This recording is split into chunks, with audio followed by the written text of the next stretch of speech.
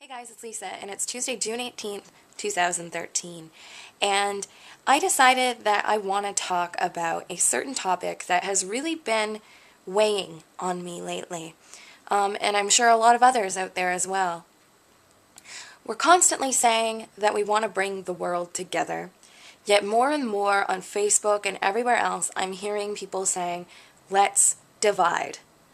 And not exactly in those words, but more so, you cannot hang out with negative people and expect to live a positive life. Or get rid of all the negative people out of your life. Or only fill yourself up with positive vibes and be around positive people. Well, guys, the world isn't that clear cut. Someday, that positive person in your life is going to have something really, really terrible happen. A loved one might pass away. Sure, they may have better ways to deal with the grief in being more positive and such. However, if they don't deal with the grief in the way that they need to, like say that being very on edge and pushing people out of their lives and being upset for that time being, just for that, however long it takes them to vent and to grieve. Well, all of a sudden, this positive person is now having people shove this person out of their life because they're negative. It's just not that clear cut. That person might only grieve for a few months, and they might only come off as negative or be perceived as negative. That's why labels aren't the greatest.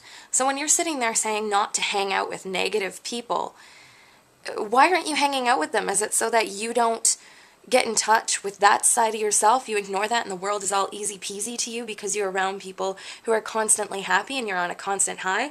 There's nothing wrong with that kind of life either. But at the same time, if you are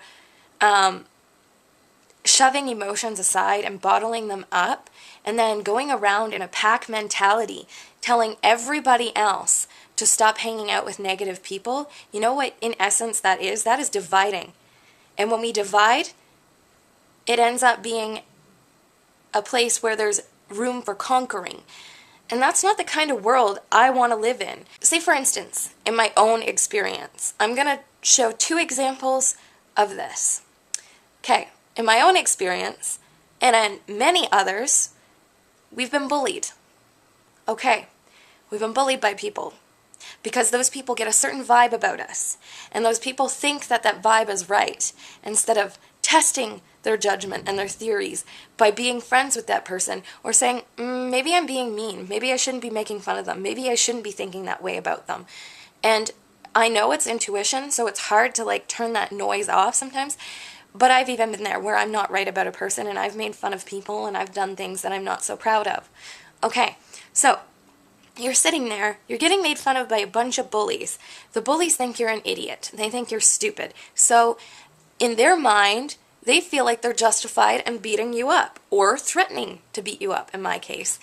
And so you get a whole bunch of people together, these bullies, these groups, and now they are against a certain type of person or a certain type of people, and they either beat them up or they put them down, down, down, down, down. Okay. So, what does that remind you of? Look back in history. If history has taught us anything, whether you're into religion or Jesus or God or not, religion has showed us that in pack mentality, a bunch of people had Jesus on a cross and left him there to die. So, were those people right in their judgment? Were they right to kill Jesus Christ? Were they right? Answer that question, please. No, I don't feel that they were right. Things worked out and people, he sacrificed himself. Who on this planet deserves to be that sacrifice? Nobody. But the fact is that calling out people as negative or positive, you're dividing and you're leaving that space for conquering. Letting that sort of thing get out of hand isn't going to help the world, I don't imagine. And, I have positive friends and I have negative friends, and I'm not going to let go of either of those people because I'm self-righteous and I think that I can't live a positive or happy or fulfilled life. I can live a fulfilled life outside of those people's mentalities. I can choose to be a good person and see the good in all people instead of saying, just to be popular, putting out there that I only hang out with positive people, not negative people. So then you attract all these positive-minded people who are either actually positive-minded or suppressing or whatever other types of people there are. If we're going to go into types, you can't just say there's one type of positive person and you can't just say there's one type of negative person. A lot of people have anger in them, and when they don't deal with the anger properly and it's suppressed and we're only supposed to be positive, things can happen. Anger can take over a person. And that happened to me when I was younger. I had a guy who was constantly picking on me. Constantly. Because he liked me and I didn't like him back. And I liked him as a friend. I just didn't like him in the way he liked me. And he would pick on me and he would call me names and he would push me. Never like to the ground or anything, but he would walk by me and push me and be like, oh, oops, and just like pretend it was a mistake, but it wasn't. And so I turned around after keeping that in so long and just telling him to stop, but telling him to stop wasn't working. My words weren't working. And so I let it get out of hand. I had to learn my lesson. So he was also picking on his best friends, which were supposed to be his best friends back in that grade, and he was like actually kicking them and throwing them to the ground and like laughing about it, and then his friends would be okay with that. And so I said, look, what are you doing? And he just kept going. And so I talked to my friends, and I said, guys, why are you letting him do this to you? And they said, I don't know, it's what he does. And I'm like, no. You can't be picked on. You can't be told you're not good enough. It's not right. I can't be told that anymore. I can't be pushed anymore. And so instead of seeking an adult, we took this into our own hands. It started out with us just deciding that we were going to go and be just as bad as him. And I know that's why a lot of people say let's be positive, because when you're negative, things like that can happen. But if you suppress it, that's more so when things like that happen. Okay, so I ended up starting the conversation. We were standing on the recess court, and I said, look, you need to stop picking on us. And he's like, oh, blah, blah, blah. And then he's like, come on, guys. And they're like, no. And so we started sticking up to him. It was very, light. And then he started laughing at us and being rude again, and one of the guys got upset and went up to him and pushed him down, and then the other guy went up too, and they both started kicking him, and that is when pack mentality comes in, because of suppression. You can't suppress these things. And that's why I agree with radical honesty so much, because when you get the anger out, even if it's through aggressive tones and yelling, at least it's not through violence, and you're not taking someone's life into your hands, or you're not hurting them physically. We can only be hurt emotionally, the way I see it, is if we allow that in, if we allow ourselves to be a victim to words. Words are just words, okay? Words do not define us. But when somebody overtakes us and they are strong physically, that is a different story. That is where we want to draw the line, I imagine. And so then I joined in and I got my kick in on him because I was just so fed up. I was sick and tired, and he started crying. And then, of course, I felt a sense of, now he knows how I feel, but at the same time I also felt like, oh my God, what am I doing? And so we stopped, we let him up, he went in, and he told the principal, and we all got in trouble. And even if we wouldn't have, I still felt guilty, and I didn't think that was a proper way in dealing with things. Anyway, so he cried, and this bully turned it around and said that I was the culprit, I was a bad person, I was negative, I was this, I was that, and we became the bully. So in essence, the people being bullied became the bullies. And so we actually, were told by the principal that we needed to say sorry. I said sorry. I was sorry for physically hurting him, so I did say it. And then the other two, the guys that were involved, were told to say sorry. And then we're basically forced into being friends with the guy again, which is fine because the violence had stopped. However, at the time, I was just like, oh my gosh, what if it happens again? So anyway, in the end, that guy left our school at the end of that school year. And I knew right then and there that I never, ever wanted to use violence to solve anything again, and I thought that was it. But I didn't learn my lesson. So I started being with my husband, and my husband and I got into a violent pattern. And that was because both of us were suppressing a lot of how we felt. We didn't want to lose the other. There was many, many, many excuses. Or he didn't want to communicate. He's very emotionally withdrawn sometimes. So that bothered me. And so I felt like the only way I could get his attention was through that. And so now, instead of, hitting him to get my attention, I just constantly repeat myself. This is how I feel. I'm feeling like this. This hurts. Would you please listen to me? I need you to hear me out. Different things.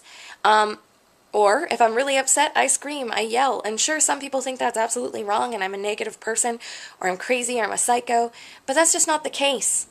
If we would let out how we felt, it wouldn't get to that point of violence. Now, with regard to a happenstance lately, I was at a friend's wedding just this past weekend, and an old acquaintance was there, and a person who was new came into my life and wants to be my friend. And I love meeting new people. I'm a very social person, but I'm on my guard a lot of the time. Just because I know that people are judgmental. I'm judgmental, but hey, I try not to let that stop me from being friends with a person. And so, I'm sitting there, and this new person asks if I want to go get a drink, and I was like, no, actually, I don't drink, because when I'm really upset and I drink, I get really angry and violent, and it's not the type of person I want to be. Because if I had been suppressing something and such, I don't want to drink. And it's not only that, because I don't suppress that much anymore. I do once in a while, but it's very rare. And so, but I don't feel good when I drink. I feel sick. I get that hangover feeling whether I drink one or two.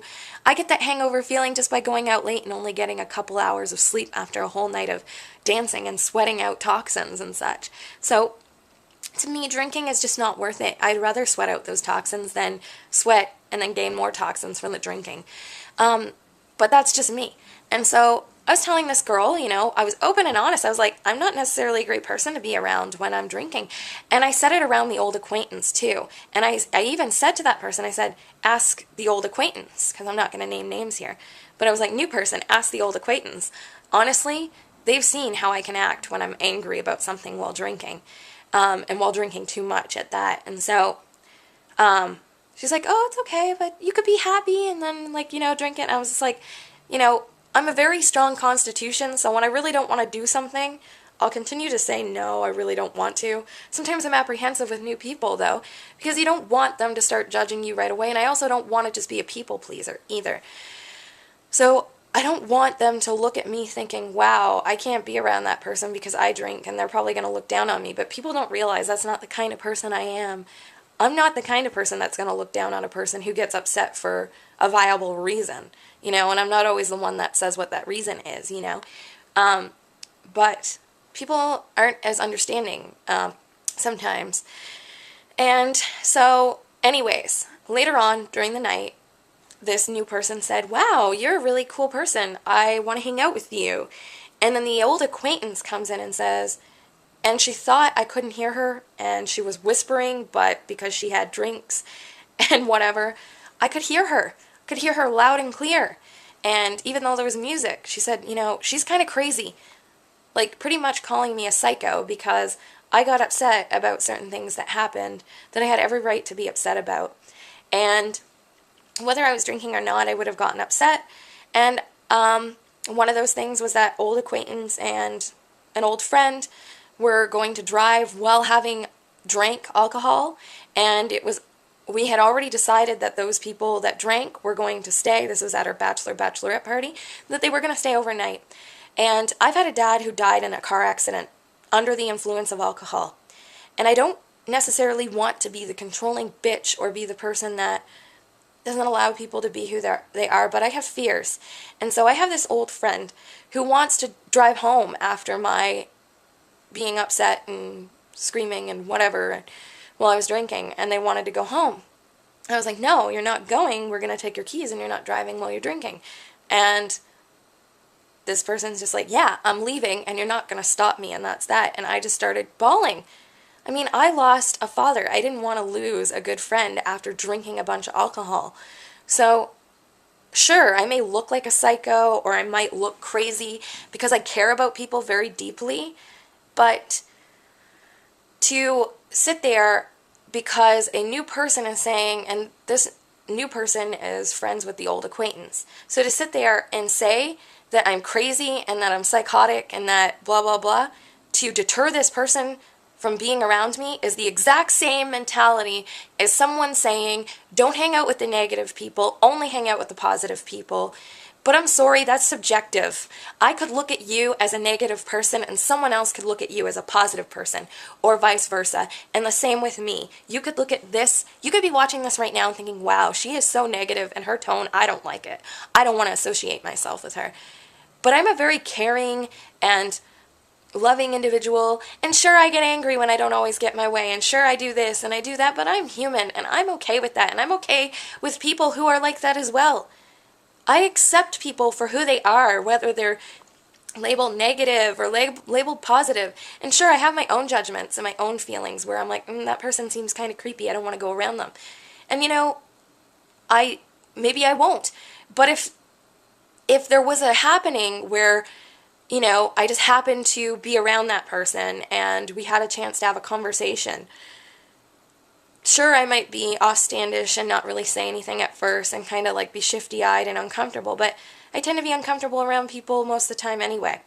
So if the person talks to me, I will talk back. It may come off as me being intimidated or snotty or whatever, but it's just because I'm having these weird judgments or weird intuitions going on inside too. And so, I'll kind of look over and I'll say hey and whatever and answer their question if they had a question, and I'll go with that. But, sometimes I don't always listen to what I'm saying either. I don't always actually give in and say anything to those people. So if that's the way it is, that's the way it is. But I'm not going to be like telling all my friends and family. I may say they kind of creep me out or whatever. But I'm not going to go, oh, they kind of creep me out. You might not want to hang out with them. They're weird. I'm going to let people make their own decision. So that's all I'm saying. Let people make their own decision whether they like a person or not, because you could be, by telling people, by being a large influence in people's lives, you could be the person that now stops two people. One could be considered positive who goes off to your side, and then one could be negative who goes off to that other side. And those two people together could be best friends. And I guess, whatever happens, happens. They made those choices on their own. But the thing is, if you're constantly telling people to not hang out with this one and not do this with this one or not be around people who aren't fit or people who aren't eating perfectly or people who aren't doing what this person does and da-da-da-da-da, I'm sorry, but how are you growing? How are you growing? All I see is a divide and conquer pack mentality. And everybody likes, to have somebody there for them, or somebody who knows what they're going through and such. And sure, that's okay. But to tell people to stop being around certain groups of people, that's where I draw the line. I'm sorry, I disagree there. I will not cast you out of my life because you're telling people to stop hanging out with the more, negative people or the positive, especially people who preach honesty and such. And then they're sitting there saying, let's preach honesty. But if a person is an angry person, well, they're going to be honest about that. And they're going to say that they're angry. And they're going to show their anger sometimes. Or they're going to show their happiness. It doesn't make them any less than those people. And so the thing is that when you're preaching honesty, you've got to expect that people are going to be honest in different ways than you are. To say that you never want to be around those people or you don't want those people in your life, yes, that's our choice. But at the same time, you're stopping yourself from an empathetic connection with another human being. if you stop the communication at just that. Because maybe, that person isn't done with their anger, or they're not done with their honesty with anybody, So let people go through the motions and be who they are. And, maybe these positive or negative people, I've been known, some people look at me as a very positive, shining light, and other people look at me as a negative darkness. And, I had one person, I posted a status, and they're like, oh my gosh, that was so aggressive. Right now I could be considered aggressive to someone, or right now I could be considered totally justified by someone else. Give people a chance. Keep giving them a chance. So what if they frustrate the heck out of you? That means you're meant to feel that frustration and grow past it. Like, staying with someone means you actually stay with them through it. You don't just, say, I tried, and then drop them like a hot cake. How can we really help anyone if we're only feeling like we can help certain people? And who says that we're even here to help people? That's another thing. We have to be quite self-righteous to think that we have the power to help people on our own. I think we all have the power to help people. We all have some sort of wisdom. We are the puzzle pieces of the universe. Thank you so much for watching. I hope you have a wonderful day. Namaste.